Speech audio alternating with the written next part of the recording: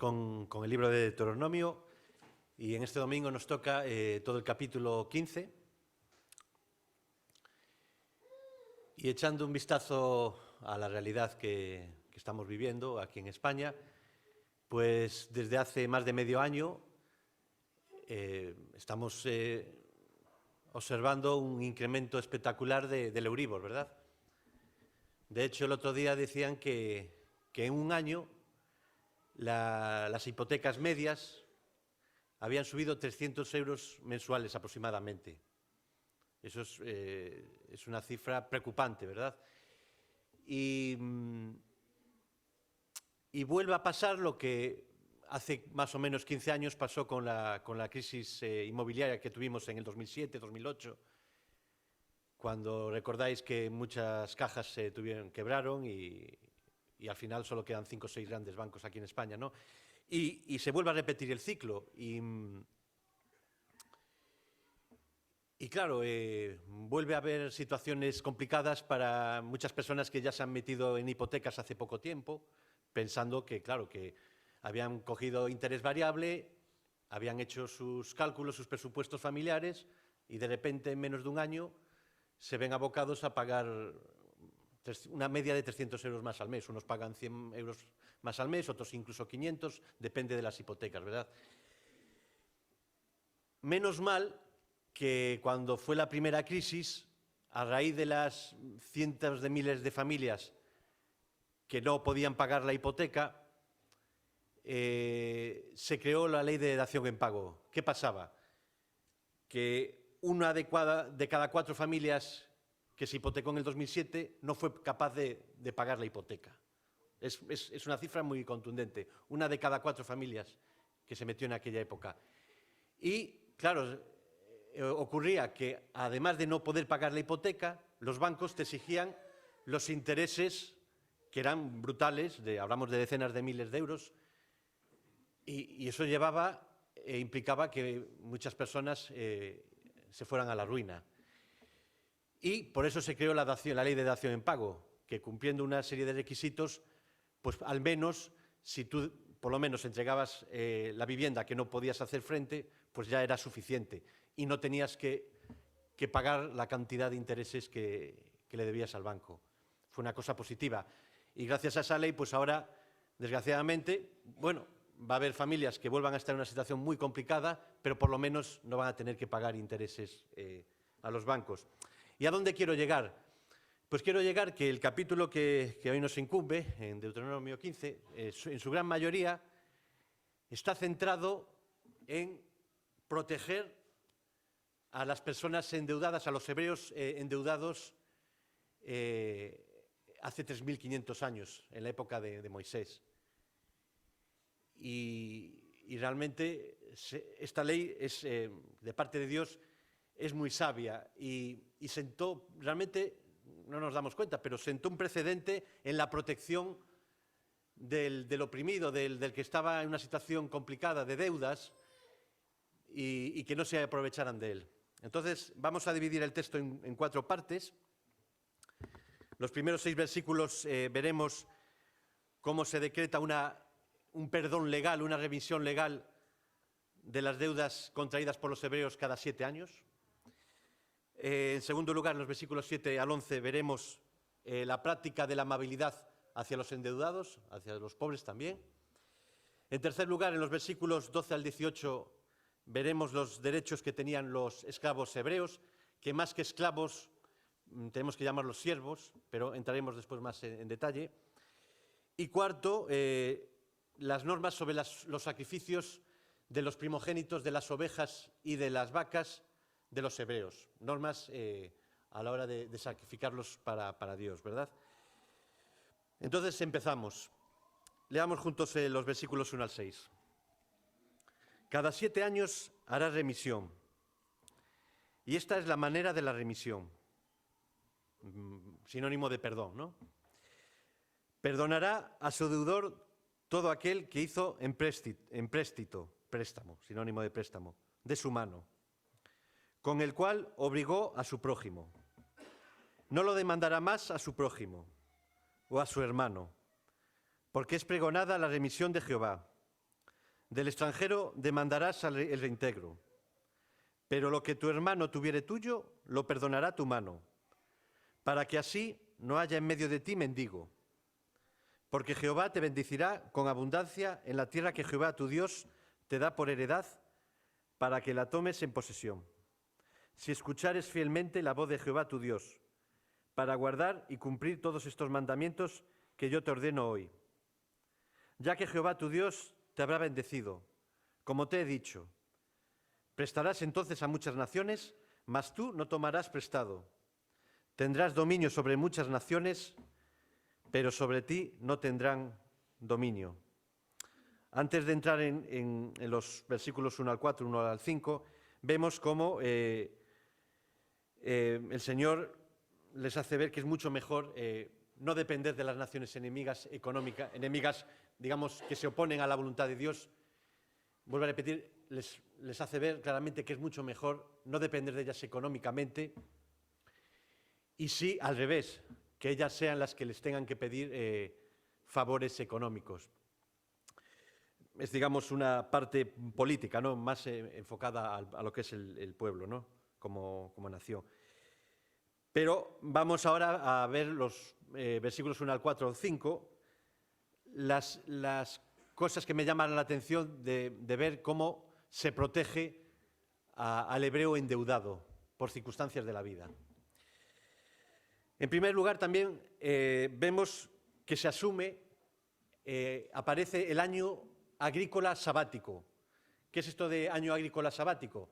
Pues cada 7 años, un año de esos se dejaban las tierras sin cultivar, sin trabajar.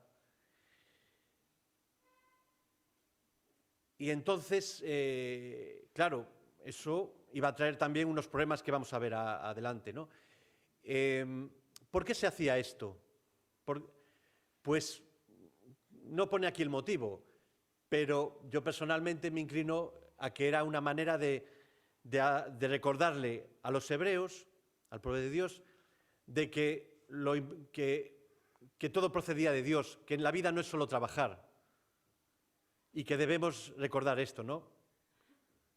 No debemos caer en la rutina, como nos decía Rosy hace minutos, que muchas veces nuestra vida cristiana se convierte en una rutina y nos acabamos olvidando muchas veces de Dios y nos enfocamos en el trabajo. Y esta medida, yo pienso, es una opinión personal, que va por ahí, ¿no? Una especie de recordatorio de que hay cosas más importantes que el trabajo, ¿no? Que el trabajo es un medio para vivir, pero no debemos tampoco vivir para trabajar. Y acordarnos de que todo procede de Dios. Y aquí entramos en el meollo de la cuestión en lo que son las discrepancias que existen en los teólogos, entre los teólogos. Algunos dicen que este parón de que las tierras quedasen sin cultivar y este parón de que no se cobraban las deudas, pues solamente implicaba hacerlo durante ese año. Y cuando acababa ese año sabático, pues el endeudado tenía que volver a pagar las deudas legalmente. Eso lo dice una minoría.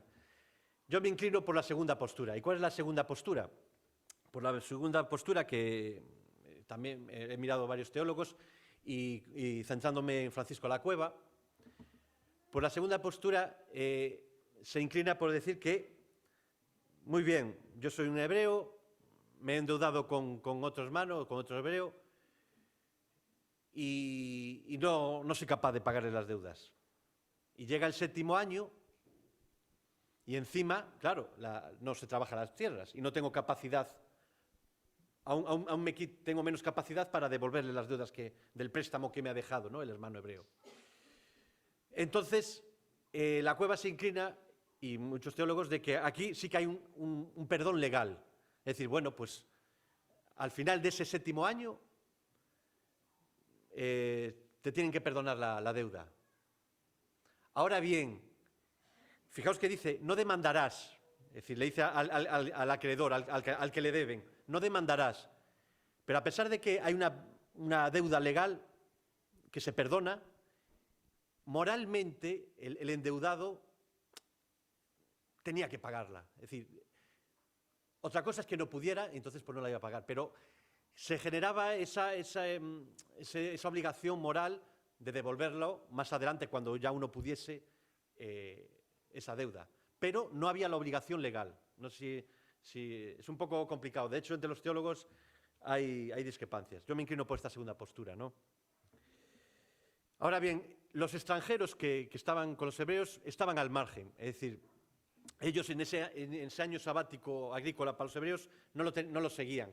Ellos seguían trabajando la tierra, pero ellos, claro, tenían el beneficio de que la tierra les daba los frutos ese año, más frutos que otros años, pero también no tenían el privilegio de que se les perdonara legalmente las deudas. Entonces, también tenían que pagarlas. Pero ni salen beneficiados ni perjudicados. No se hace una discriminación a los extranjeros. Por una parte ganan y por otra pierden. Se compensa, ¿verdad?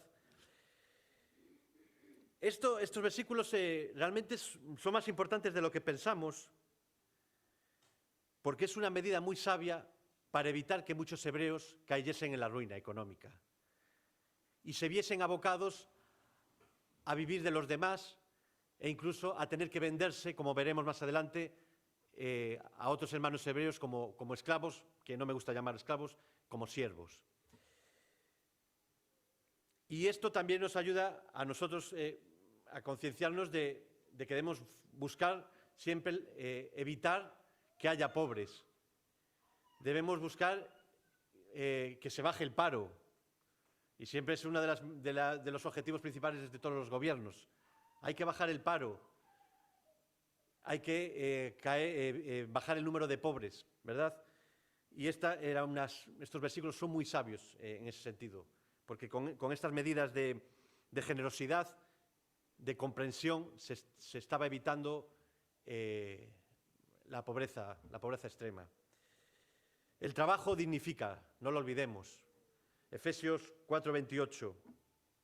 El que hurtaba, no hurte más, sino trabaje, le dice Pablo a los creyentes allí en Éfeso, haciendo con sus manos lo que es bueno, y este es uno de los fines del trabajo, no lo olvidemos cuando trabajemos, no nos olvidemos de que este es uno de los fines, para que tenga que compartir con el que padece necesidad. Qué bendición es trabajar. Nos facilita el que podamos ofrendar en este domingo.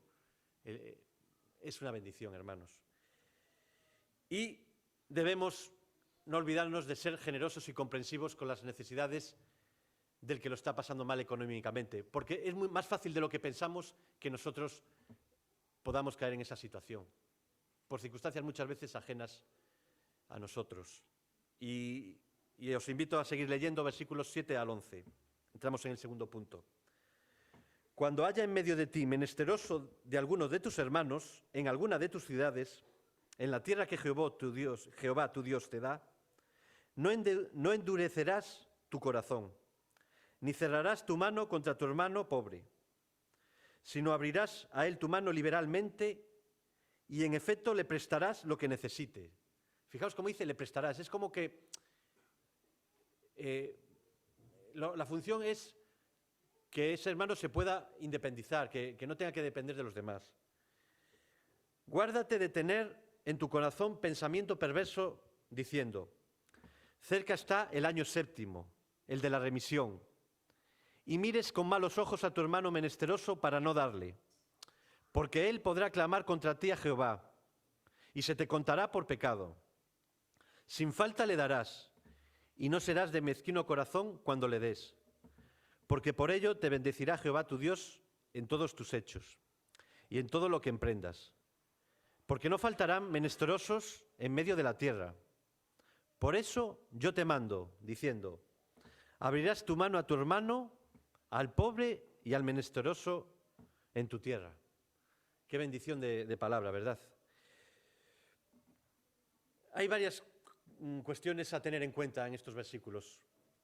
Primero, encuentro una seria advertencia a la tentación de no prestar dinero al que lo necesitaba.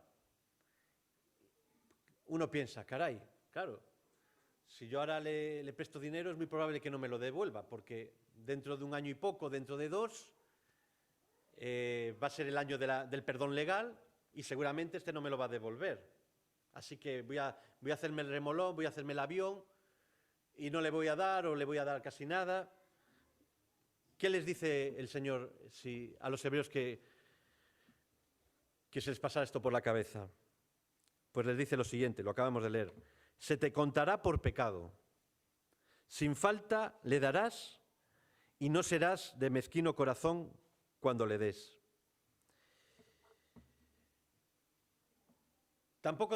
No olvidemos también que cuando estamos siendo generosos con el necesitado, el Señor lo va a bendecir. Y no lo digo yo, sino lo acabamos de leer. Versículo 10. Porque por ello te bendecirá Jehová tu Dios en todos tus hechos y en todo lo que emprendas. Esto es una afirmación del Señor. Es más bendecido dar que recibir. Muchas veces nuestra naturaleza humana, pecaminosa, nos tiende a tener actitudes contrarias, ¿no? De más bendecido recibir que dar, pero realmente es de más bendición dar que recibir, hermanos. Y lo dice aquí el Señor claramente. En el Nuevo Testamento también está enlazado, como siempre, con el Antiguo. Y hay muchos textos que nos recuerdan la importancia de no abandonar a los pobres. Os leo uno de ellos, Primera de Juan 3:17. Pero el que tiene bienes de este mundo y ve a su hermano tener necesidad y cierra contra él su corazón, ¿cómo mora el amor de Dios en él? El apóstol Juan era muy claro.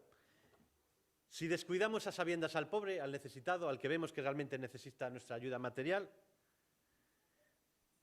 realmente el amor de Dios no está habitando, no está morando en el interior de nuestra alma, en nuestros corazones. Y vamos más allá.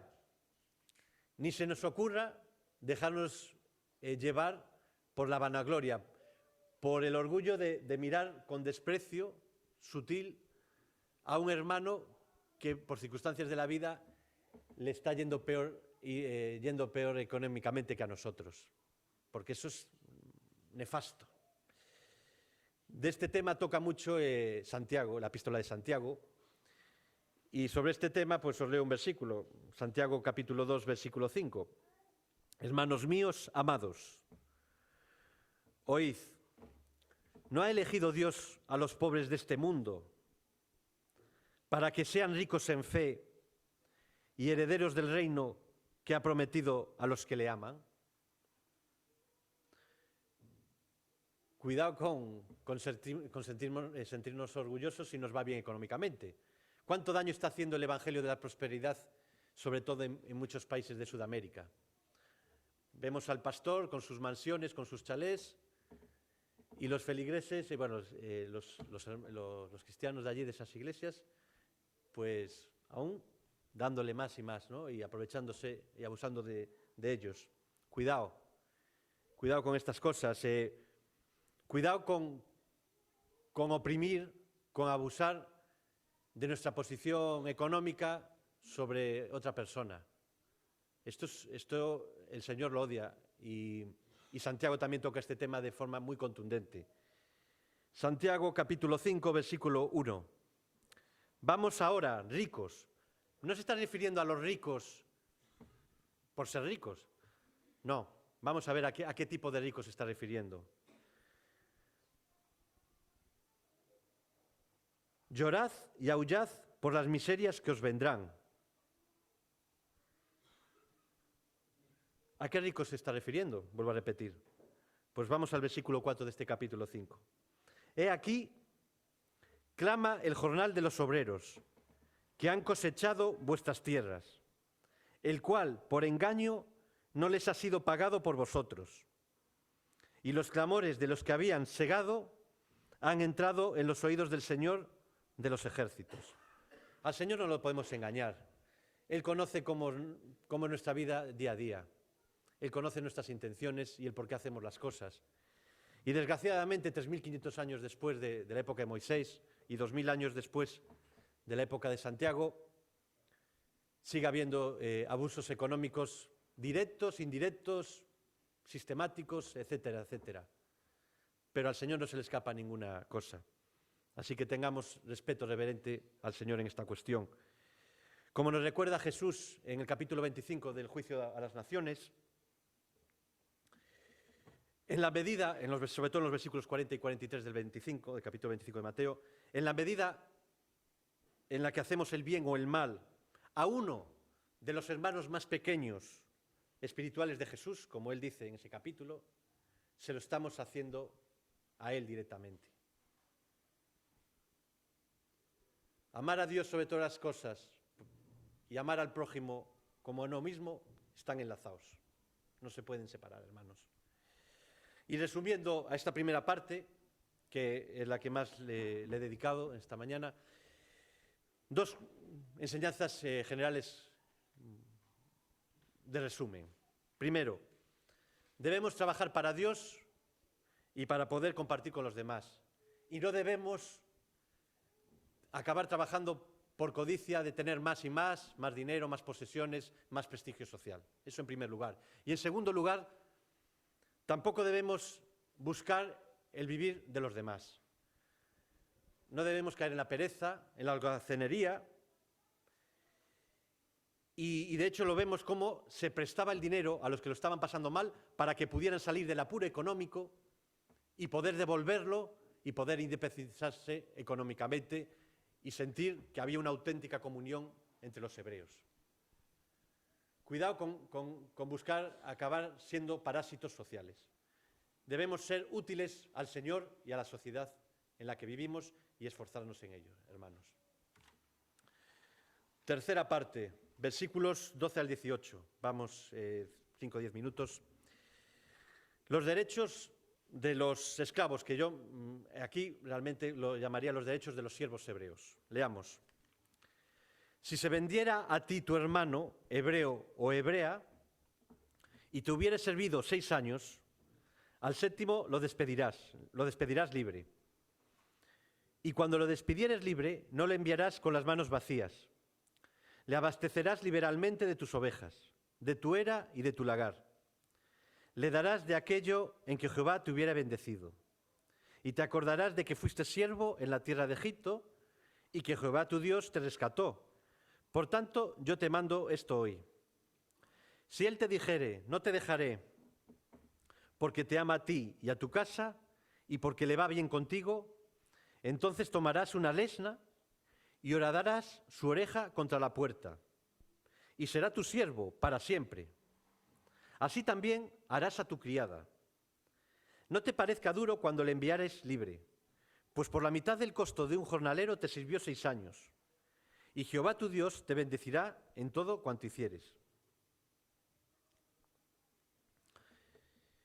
Este era el último recurso, es decir, cuando un hebreo caía en la ruina, realmente la mejor salida, la única salida, tenía 2 salidas, o vivir de la mendicidad, de la ayuda de los demás, o algo mejor, venderse libremente a un hermano hebreo como siervo. Pero lo hacía libremente, es decir, y pasados 6 años, al séptimo, ese hermano hebreo que se había vendido libremente, normalmente era por la ruina económica, pero también había veces que por haber robado. Alguien cometía un delito y para poder pagar ese delito, pues tenía que venderse a una familia hebrea. Vuelvo a decir, al séptimo año, a pesar de ello, no era una servidumbre de por vida, sino que tenía la libertad de que al séptimo año poder decidir si se independizaba de la familia a la que había servido o seguía ya de por vida bajo esa familia. Lo ideal sería, y se ve claramente, el enfoque es, y lo vamos a ver por qué, lo ideal sería poder independizarse al séptimo año. Hay una serie de garantías en este texto y en otros del Levítico, del Éxodo, que voy a tocar en 3 minutos con vosotros. El principio moral más importante es que todos somos iguales ante Dios. Y eso lo tiene que tener claro el amo hebreo y el siervo hebreo. Deuteronomio 10, versículos 17 y 18. Porque Jehová vuestro Dios es Dios de dioses y Señor de señores. Dios grande, poderoso y temible. Fijaos lo que dice aquí con contundencia. Que no hace acepción de personas ni recibe soborno. Ese es nuestro Dios, hermanos. Que hace justicia al huérfano y a la viuda, que ama al extranjero, dándole pan y vestido. Señor, Dios siempre pendiente del que lo pasa peor. Eso por un lado. Por otro lado, al amo se le pone restricciones. Si un amo infligía una lesión corporal permanente a un siervo hebreo, ese siervo hebreo obtenía en ese momento la libertad. Por ejemplo, pierde un ojo, pierde una mano, etcétera, etcétera, una lesión permanente grave, el siervo inmediatamente obtiene la libertad. Y si el amo incluso mataba a un siervo, debía ser condenado y vengado por los jueces. Había unas restricciones. No es como la esclavitud de otros imperios que hubo en la historia, ni las aberraciones que se cometieron en el siglo XVIII con los esclavos negros que se traían del África. Por eso, no digo más que a esclavitud, aquí estamos hablando de siervos. Hay una dignidad humana. También vemos dignidad a la hora de irte. Después de haber servido a tu amo 6 años, pues no te ibas a ir con las manos vacías. Y en el versículo 14 se dice que de tus ovejas, de tu era y de tu lagar le darás de aquello en que Jehová te hubiera bendecido, para que esa persona tenga un poco más de facilidades para independizarse económicamente. Vemos comprensión, generosidad. Es una ley que viene del Señor, hermanos. Pero no solo con los hombres, sino con las mujeres. Vemos que es una ley antimachista, muy avanzada en su época, a diferencia de las naciones que trataban peor a las mujeres.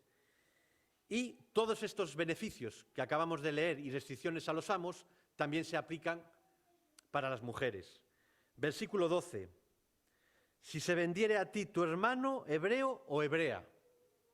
Y en el versículo 17, así también harás a tu criada. Avances en el respeto a la mujer, poniéndole en el mismo nivel. Y lo que dije anteriormente, la intención de todas estas garantías a los derechos de los siervos y restricciones a los amos tenía un fin de que a los 6 años o los 7 pues tuvieran independencia económica para independizarse, ¿no? Y por eso esto es el motivo que le veo de algo que nos llama la atención. Leímos que si una persona decidía seguir con su amo de por vida, pues se hacía un acto simbólico de coger su oreja y ponérsela contra la puerta y horadarle la oreja. Y uno dice, ¡guau! Parece un acto simbólico fuerte, ¿verdad?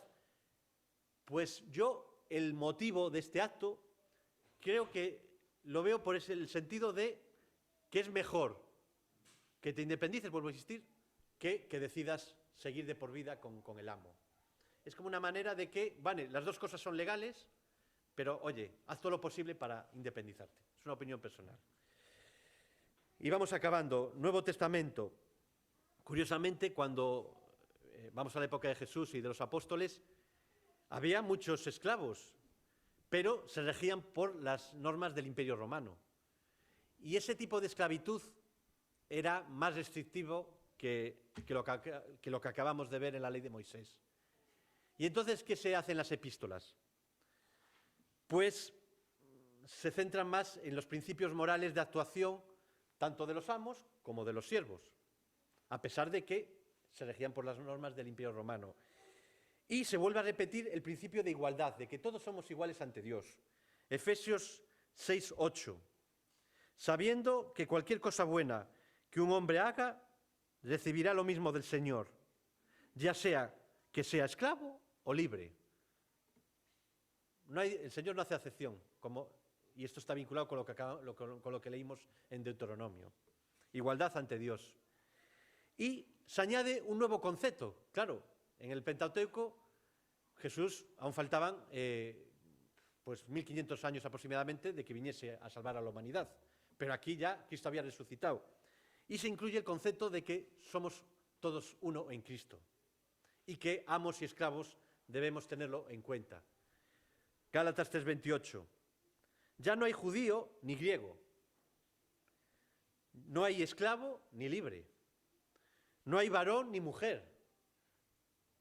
Otra vez, vemos como el cristianismo siempre fue mucho más allá en el avance de los derechos de las mujeres. Porque todos vosotros sois uno en Cristo Jesús. Somos uno en Cristo. Y en otros textos, que no vamos a entrar ahora, se establecen reglas de conducta moral a los amos y a los siervos. A los amos, pues que sean más justos e igualitarios con sus siervos, y a los siervos que sean leales y obedientes en su trabajo a los amos. Y que ninguno de los dos se olviden de que el esclavo y el propietario son iguales de preciosos a nuestro Creador. Y terminamos con los versículos 19 al 23. Ya no los voy a leer porque se me ha ido el tiempo, pero bueno, resumo que aquí hay una consagración de los machos primogénitos de las ovejas y vacas de los hebreos para el Señor. Y tenían que ser sin mancha. ¿Qué pasaba si esos primogénitos que llevaban al sacrificio tenían mancha? Pues, según la Cueva, se habla aquí que se tenían que comer. Y según la Cueva, cree que los que comían esos primogénitos que tenían algún defecto, pues eran los propios sacerdotes. Es un comentario de la Cueva, porque aquí no se dice quién tenía que comer eso, pero seguramente eran los sacerdotes. ¿Qué nos enseña esto? Ahora vivimos en una nueva dispensación desde que Cristo resucitó y ya no tenemos que hacer estos actos simbólicos, que como bien sabemos la mayoría de los que estamos aquí, son actos simbólicos que tienen mucho cristocentrismo, simbolizan mucho lo que iba a pasar y lo que ha pasado con la resurrección de Cristo. Pero sí que, y con esto termino, me hace reflexionar de que a nuestro Creador, a nuestro Señor, debemos darle lo mejor, lo primogénito, sin mancha, lo mejor de nuestras vidas, lo mejor de nuestras posesiones económicas, lo mejor de nuestros afectos, de nuestros sentimientos, lo mejor de nuestros esfuerzos y habilidades corporales y mentales. Porque Él se dio a sí mismo, dio lo mejor de sí mismo, dio a su Hijo unigénito, el Cordero sin mancha. Fijaos que no valía, con que hubiera un defecto, ya no valía el primogénito de las vacas y ovejas para el sacrificio. Y Dios dio lo mejor de sí mismo, se dio a sí mismo, a su Hijo unigénito. Y si en esta mañana te estás dando cuenta que todavía no te has entregado a ti mismo en ningún momento de tu vida al Señor, que sepas que si lo haces, lo estarás haciendo a aquel que dio su vida por cada uno de los seres que ha creado y que lo dio gratuitamente y que nos ha perdonado legalmente para siempre. Si tú aceptas hoy ese regalo, ha perdonado para siempre todo tu pecado. Te invito a que lo hagas. Te invito a que te entregues a este Dios que hace ya 3.500 años dio unas leyes de protección a los desfavorecidos, que se centró en la dignidad de aquellos que lo estaban pasando mal y también de las mujeres. Merece la pena. Oremos. Sí, Padre, una vez más, gracias por tu palabra, porque en ella vemos cómo a lo largo de siglos y siglos fuiste dándonos a conocer tu moral, Señor, tu sabiduría. Y cómo, desgraciadamente, muchas veces nos olvidamos de que aquí estamos para tu gloria, Señor, para vivir vidas que sean dignas, a pesar de que te fallamos, Señor, pero que sean vidas dignas de lo que nos has perdonado, Señor, y dignas de ese sacrificio que nunca podremos pagártelo, Señor. Ayúdanos a vivir con gozo a los que te hemos creído, Señor, a los que ya formamos parte de tu familia espiritual, Señor. Ayúdanos a vivir con gozo, con compromiso. Ayúdanos a dejarnos guiar por tu Espíritu Santo, Señor, en el día a día. Y si hay alguna alma en esta mañana que no nos ha entregado todavía a ti, Señor, que lo haga, Señor, que coja ese regalo gratuito que tú le ofreces en esta mañana, Señor, y no lo deje para más adelante, porque puede ser tarde, Señor.